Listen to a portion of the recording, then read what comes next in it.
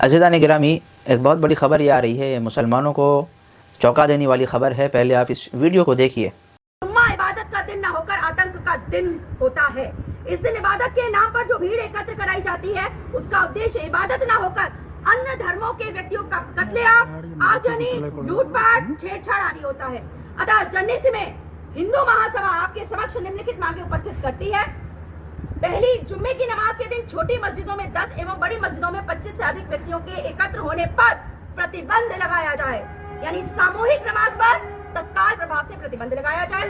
जुम्मे के दिन वैमनस्यता फैलाने एवं राष्ट्र विरोधी तकरीरें देने वाले मौलानाओं एवं मुफ्तियों के खिलाफ राष्ट्रीय सुरक्षा कानून के अंतर्गत कार्रवाई तुरंत अमल में लाई जाए।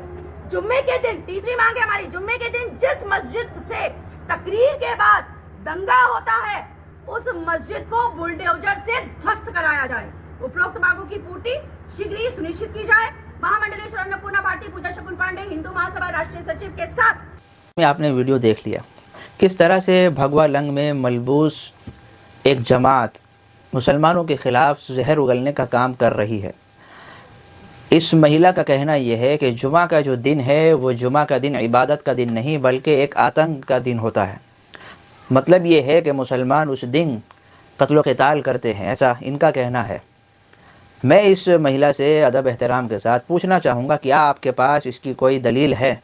कोई एक वीडियो दिखा दीजिए जहाँ जुमा के दिन मुसलमान हथियार लेकर निकले हों, कत्ल क़िताल की नियत से निकले हों। कोई ऐसी वीडियो आपके पास हो, आप दिखा दीजिए। और अगर है बिलफ़र्ज़ तो वो मुसलमान नहीं है, वो जमात, उस जमात का ताल्लुक़ किसी और से है। दूसरी बात इन्होंने कही कि जुमा के दिन 10 आदमियों से ज़्यादा, छोटी मस्जिदों में 10 आदमियों से ज़्यादा और बड़ी मस्जिदों में 25 आदमियों से ज़्यादा की गुंजाइश न रखी जाए। यानी छोटी मस्जिद है तो सिर्फ 10 आदमी अलाउ होंगे और बड़ी मस्जिद है तो 25 आदमी अलाउ होंगे, बाकिया लोग दाखिल नहीं हो सकते। ये पाबंदी लगाने की बात की जा रही है।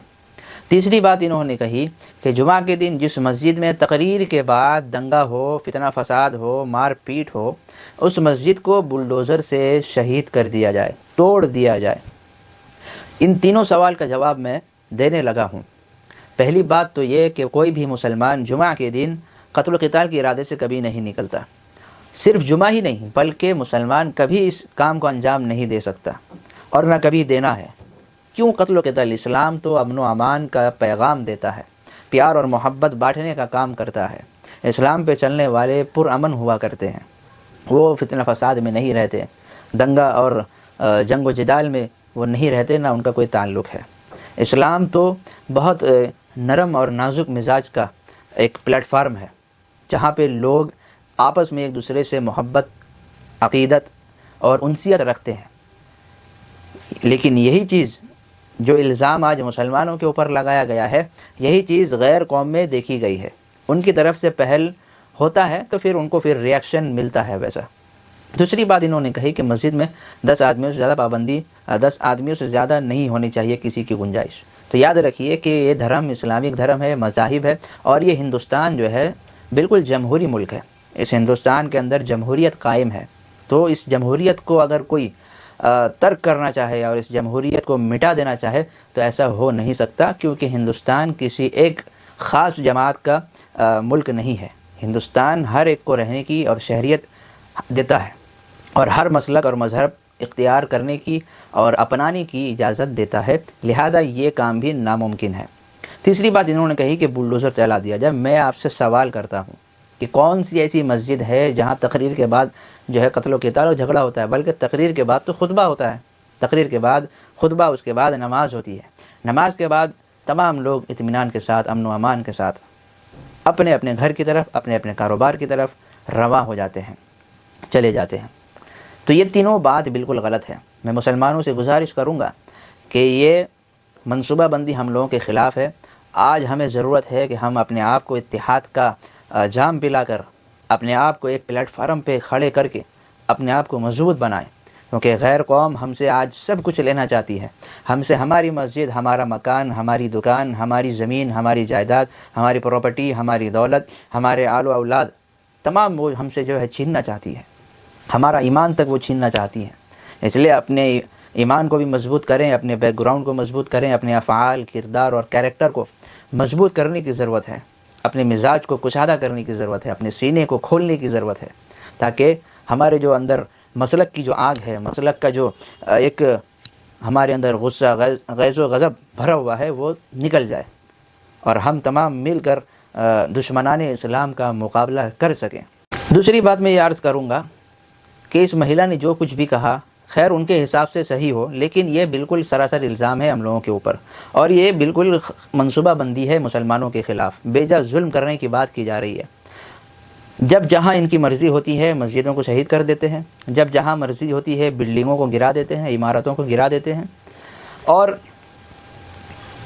رہا مسئلہ بھڑکاؤ بھاشن کا، بھڑکاؤ تقریر کا، تو یہ کس کی طرف سے زیادہ ہو رہا ہے اور زیادہ ہوتا ہے، آپ عوام اس کا فیصلہ کریں۔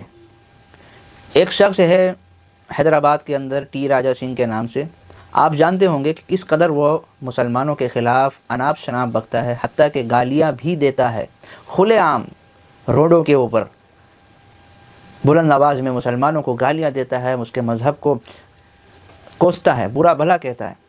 تو یہ کون کر رہا ہے؟ ہم نے تو کبھی آج تک روڈوں میں جو ہے غیروں کو کبھی گالیاں نہیں دی، ہم اپنے لوگوں کو گالیاں نہیں دیتے، اپنے لوگوں کو برا بھلا نہیں کہتے، ہم غیر کو کیا کہیں؟ تو یہ کس کی طرف سے ہو رہا ہے، یہ آپ اس کا فیصلہ کیجئے۔ تو یہ سراسر الزام ہے ہم لوگوں کے اوپر۔ مسلمانوں اپنے ایمان کی حفاظت کرو اور اپنے اتحاد کو مضبوط کرو، تاکہ یہ لوگ ہم لوگوں سے کچھ بھی نہ لے سکے۔